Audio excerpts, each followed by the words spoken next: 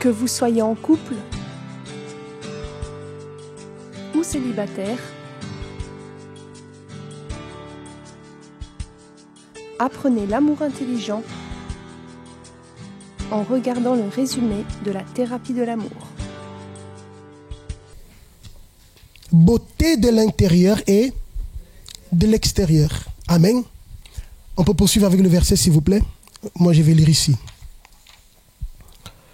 Au moment où les sacrificateurs sortirent du lieu saint, la nuée remplit la maison de l'Éternel.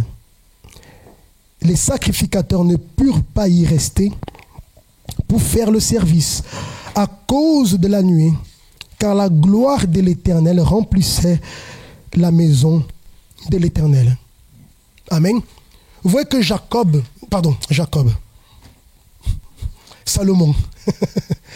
Salomon, pendant 7 ans, il a investi. David même d'ailleurs, vous voyez que David a laissé tout le trésor qu'il avait, absolument tout. Et David était un homme extrêmement riche.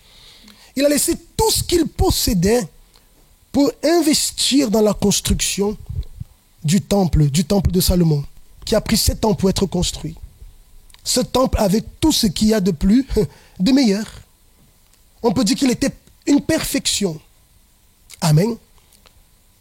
On peut dire sur le plan de l'architecture, sur le plan de la beauté, il y avait tout. Mais pour Dieu, ça ne suffit pas. Amen. Cette maison qui a été construite n'a pris de valeur véritable que lors de la dédicace de ce temple, la présence de Dieu est descendue pour habiter dans cette maison. Même si ça pouvait être une belle architecture, même si dans cette maison, il y avait des choses en or, des pierres précieuses, etc., qui donnaient une valeur, on va dire, matérielle à cette maison, parce qu'elle avait une grande valeur sur ce plan. Mais sa véritable valeur n'a pu, je dirais comme ça, être constatée que lorsque la nuée qui est descendue, qui représentait la présence de Dieu, est venue habiter dans cette maison. C'est la valeur de cette maison. Amen. Aujourd'hui, lorsqu'on transpose cela à la vie sentimentale, c'est ce que nous devons comprendre.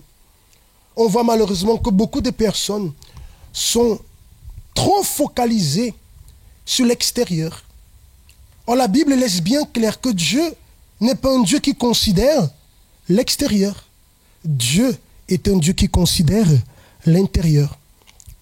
Lorsque Samuel a été envoyé dans la maison d'Isaïe pour pouvoir consacrer l'un de ses fils comme roi d'Israël, Samuel, en tant qu'homme, ses yeux voyaient. Il a vu là les frères de David, il se disait, tiens, peut-être c'est lui parce qu'il est grand, il est fort, etc. Ah, peut-être c'est lui le futur roi d'Israël. Et Dieu dit, non, non, non. Attention Samuel, Dieu ne considère pas comme les hommes considèrent. Parce que ce qui saute aux yeux des hommes, c'est quoi? C'est l'extérieur, c'est l'apparence. Mais ce que Dieu considère, c'est quoi? C'est l'intérieur. Donc si notre Dieu, nous sommes fils de notre Père Céleste, qui considère quoi? Pas l'extérieur. L'extérieur peut être beau, mais ce n'est pas ce qui définit le choix de Dieu. Ce que Dieu considère, c'est quoi? C'est l'intérieur. Alors c'est ce que nous devons faire aussi. Voir comme Dieu voit. Considérer comme Dieu considère. Amen. Bonsoir. Je pense que même la personne qui est là par la première fois aujourd'hui, si on parle ça, elle va croire dans cela, parce que tout le monde sait, qui ne sait pas que Dieu regarde notre intérieur, que Dieu ne va pas donner d'importance à notre apparence. Je pense que tout le monde sait, tout le monde a cette conscience. Mais dans la pratique, et surtout dans ce qui concerne dans la vie sentimentale, des fois on montre le contraire. On valorise beaucoup ce que nos yeux ils voient. Et comme on vient de dire, Dieu ne va pas prendre compte de ce que les yeux voient. Bien sûr, on n'est pas ici en train de dire que, par exemple, dans notre apparence, on va se négliger. Ah, comme Dieu regarde le cœur, maintenant je vais me délaisser. C'est pas ça. Mais c'est l'importance, la force que la personne elle met dans l'apparence, en pensant que sa bénédiction sentimentale va venir de là. Des fois, la femme, elle, par exemple, elle se dit, il y a un, comment dire, modèle qu'elle se dit, non, il faut que moi, je sois comme ça. Parce que si je ne sois pas comme ça, si je ne suis pas, voilà, ces modèles, je ne vais pas trouver quelqu'un pour ma vie. Si elle grossit un peu, ou s'il y a quelque chose dans son apparence qui, selon elle, elle juge qui n'est pas bien, elle pense qu'elle ne va pas trouver quelqu'un. Même avec cette conscience que Dieu, ce qu'il donne plus d'importance, c'est quoi? Notre intérieur. On sait ça. Mais dans la pratique, c'est la question qu'on se pose. Est-ce que vraiment je pratique cela dans ma vie, dans mon intérieur? Comment moi je juge, je vois les choses? Lorsqu'on parle de la beauté intérieure, ça fait rire beaucoup de personnes. Et dit comme ça, à ceux qui parlent de beauté intérieure, c'est parce qu'ils n'ont pas d'atout physique, alors ils essaient de se consoler avec cette histoire de beauté intérieure.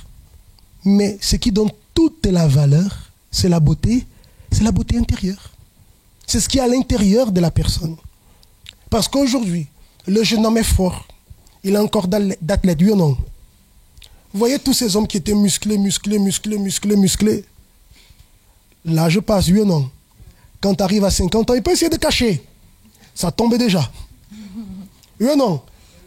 Ça passe. Il avait, comme on dit, tablette de chocolat, oui ou non?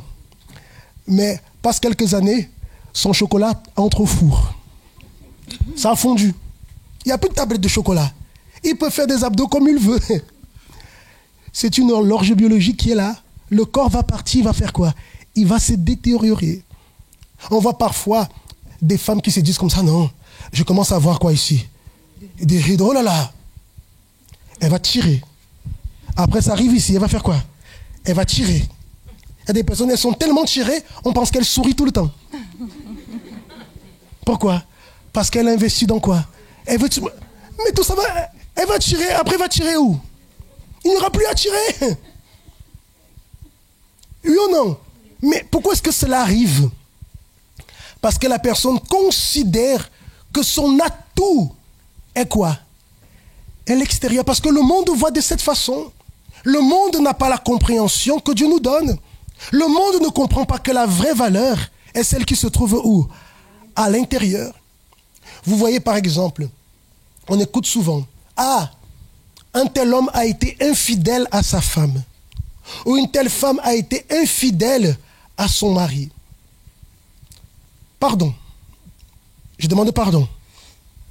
Mais quand vous regardez la femme avec qui il a été infidèle, vous regardez son épouse, vous dites, mais qu'est-ce qu'il a mis dans ses yeux?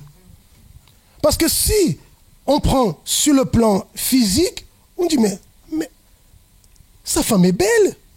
Si on va comparer cette femme avec qui il a trahi son épouse, en termes de beauté, comme on dit, elle ne fait pas le poids sur la balance. Mais comment avec une femme belle comme ça, il a trompé avec quelqu'un?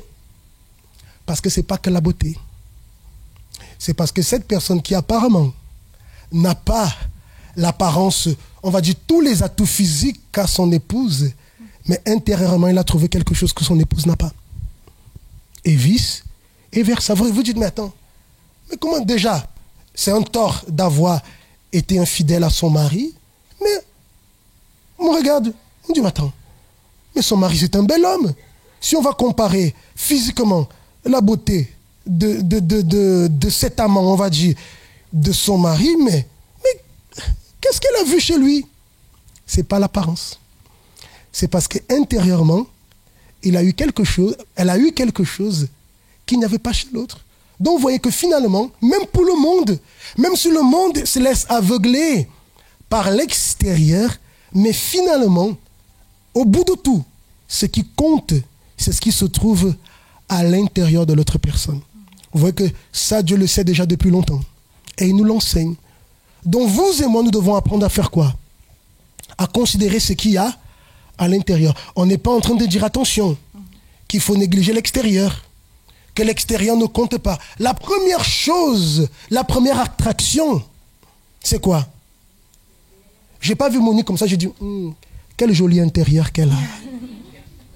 Qu'est-ce que j'ai vu? Son apparence physique. Elle est. Mais ce n'est pas tout. Qu'est-ce qu'il y a à l'intérieur? C'est ce qui compte. Qu'est-ce qu'il y a à l'intérieur? Parce qu'elle peut avoir une apparence qui me plaît, mais si à l'intérieur il n'y a pas ce qui intéresse, cette apparence va passer. Les années vont changer. Le temps passe. On a 20 ans, c'est une chose. À 40 ans, c'est déjà une autre chose. Même 30 ans, c'est déjà une chose. Oh oui, hein? 50 ans, c'est une autre chose. 60 ans, le corps va faire quoi? C'est détériorer. Donc si la force était mise sur l'extérieur, alors les personnes se déçoivent. Quand on voit parfois un homme, sa femme est arrivée à un certain âge, et ça c'est le piège de beaucoup, sa femme est arrivée à un certain âge, elle n'a plus le corps qu'elle avait lorsqu'elle avait 20 ans ou 30 ans, parce qu'il ne mise que dessus, il va chercher une plus jeune, une plus neuve. Celle-là va passer aussi, qu'est-ce qui va arriver? La même chose, il va chercher encore quoi? Il va souffrir. Il va finir ses jours seul, parce qu'il ne va pas rester neuf toute sa vie aussi. Il sera mis de côté. Déception et déception. Alors ce sur quoi nous devons investir, c'est dans notre intérieur. Amen. Tristes sont les personnes qui parfois elles arrivent, parce que ça arrive, on voit beaucoup cela, qu'il y a des gens qui vont jusqu'au mariage à cause de ce qu'elle a vu physiquement. Et quand on parle physiquement, c'est tout ce qui touche l'apparence, pas seulement la beauté, mais les choses que la personne elle voit. Et si la personne elle se laisse tromper par ses yeux, mon Dieu, après pour pouvoir réparer ça, c'est très très très difficile. J'étais en train de penser combien sont les femmes et les fils qui sont célibataires et qu'elle met dans son intérieur, elle garde, parce que des fois les mauvais yeux par rapport à son physique, sa beauté, sa manière d'être, ne viennent pas seulement d'elle-même, parfois ça vient même d'un commentaire. Quelqu'un a fait un commentaire lorsqu'elle était petite, ou même aujourd'hui, et la personne elle a gardé ça en elle. Ah, c'est vrai. Alors je ne vais pas pouvoir être bénie dans ma vie sentimentale à cause de cela, à cause de mon âge, à cause de ceci, à cause de cela. Donc la personne elle est en train de voir tout ce qui est physique. Elle met sa force sur ça, mais elle ne voit pas l'intérieur. Tu disais là par rapport aux femmes mariées. Il y a des femmes qui parfois elles se marient et elle va mettre aussi toute sa force dans ce qui est physique. Ah non, il ne faut pas que mon mari regarde ailleurs. Mais je vais vous dire une chose. Un jour ou l'autre, il va voir quelqu'un qui est plus belle que vous. Oui ou non? Je suis consciente que dans le monde entier, mon mari il va voir d'autres femmes qui sont plus belles que moi. Mais tu restes toujours la plus belle. Vous voyez? Et pourquoi cela? Je suis consciente, il y a des femmes qui sont plus belles que moi, mais c'est l'intérieur qui compte. Des fois, la femme, elle est là, elle se bat pour son mariage. Je veux changer la situation, je veux que mon mari vienne à Dieu. Ou des maris, parce qu'on voit qu'il y a des hommes qui sont là, qui luttent pour leur mariage. Mais la personne, elle investit plus à prier pour l'autre. À voir, non, il faut que ça change. Oh, regarde l'apparence là. Mais la personne, elle n'investit pas en elle-même. Est-ce que votre intérieur est en train d'attirer l'autre personne? Et même vous qui vous êtes mariés, nous qui sommes mariés, qui sommes dans la présence de Dieu, on doit avoir cela. On va prendre soin de notre apparence. Nous qui sommes des femmes mariées, on va faire ce qu'il faut. Vous savez de quoi je parle? On doit faire ce qu'il faut, oui, mais notre intérieur, on doit prendre soin de cela. Parce que ce qui va faire qu'il lui soit attaché, c'est notre intérieur. C'est ce qui, on peut dire, ce qu'on dégage, ce qui sort de nous, qui va faire, voilà, ce qu'on exhale, c'est ce qui va faire que cette personne ait ce désir d'être avec nous. Ou pas. Vous voyez qu'on parle souvent, lorsque la personne est célibataire et qu'elle désire connaître quelqu'un, l'intérêt déjà de Dieu premièrement et le nôtre aussi, c'est que tout le monde soit béni. Souvent lorsqu'on dit les célibataires levez la main, lorsqu'on voit toutes les mains se lever, mon Dieu, vous comprenez? On dit Seigneur, il faut que tu puisses les bénir, il faut que tu bénisses, c'est le désir. Donc souvent lorsque les personnes viennent parler avec le pasteur ou un autre pasteur vient parler, pasteur voilà, il y a telle personne qui m'intéresse, tout cela et cela. La première chose, on dit toujours quoi? Blabla. parler. Pourquoi parler? Parce que parler, dans les paroles, on va connaître qui est l'autre personne. Tout simplement. Vous savez, souvent passer 1 mois, 2 mois, 3 mois, la personne pense comme ça, c'est comme ce mot. Non, pas oublier.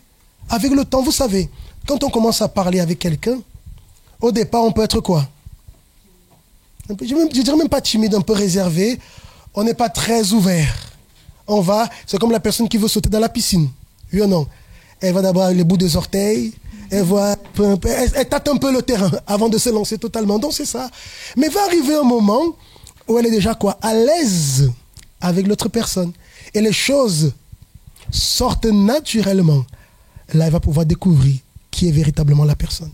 Parce que la personne peut se tenir 1 temps, 2 temps, 3 temps, 4 temps. Mais va arriver le moment, la vraie nature va se manifester. Ça, vous pouvez être sûr. Personne ne retient longtemps la chose. Peut retenir. Mais va arriver un moment, ça va sortir. Vous comprenez?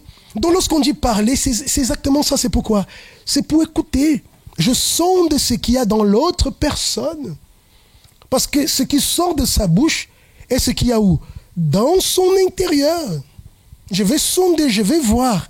Ah, c'est ça. Et Dieu va confirmer. Ah non. Ça veut dire qu'on avance, plus on parle. Je veux même pas dire que plus je suis sûr. Parce que Dieu confirme. C'est vraiment cette personne.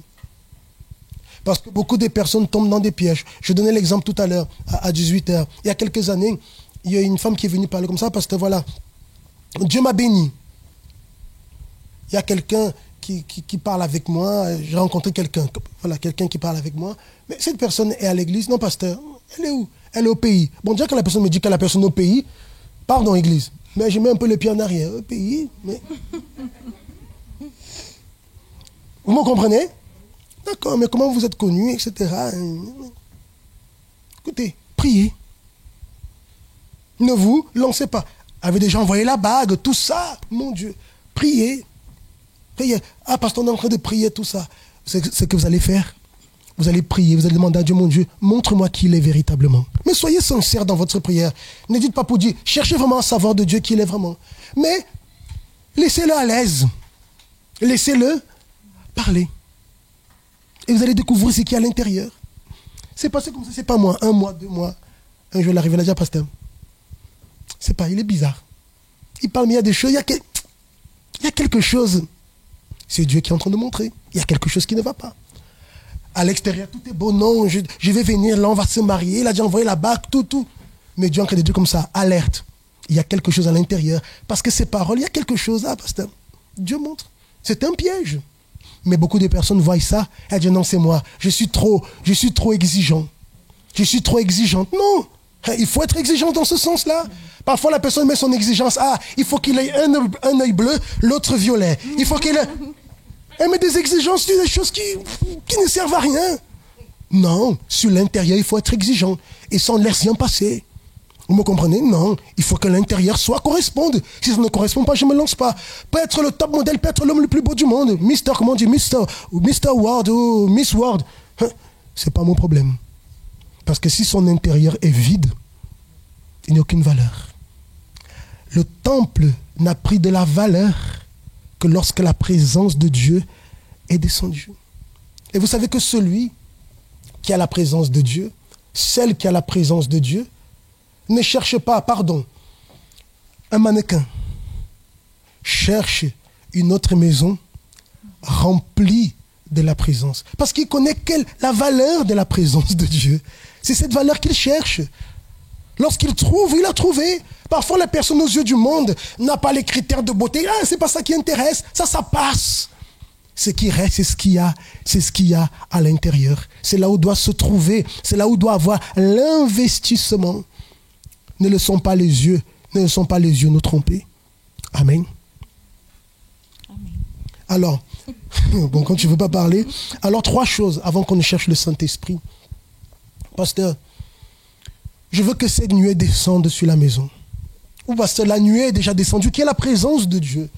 Qui est-ce qui me donne la valeur? Parce que le Saint-Esprit, il nous conduit. La personne qui n'avait pas confiance, elle a confiance. Parce que je veux dire une chose. L'homme, il peut être un homme, un bel homme d'apparence. Mais s'il est quelqu'un qui n'a pas confiance, il perd sa beauté. La femme peut être une top modèle, mais si elle n'a pas de confiance en elle, elle perd sa beauté. Donc vous voyez que toute la valeur vient d'où? Vient de l'intérieur. Pasteur, je veux que cette nuée descende sur ma vie pour que j'aie cette valeur. On va chercher le Saint-Esprit. Amen. Pasteur, le Saint-Esprit est déjà descendu sur ma vie, mais il doit continuer.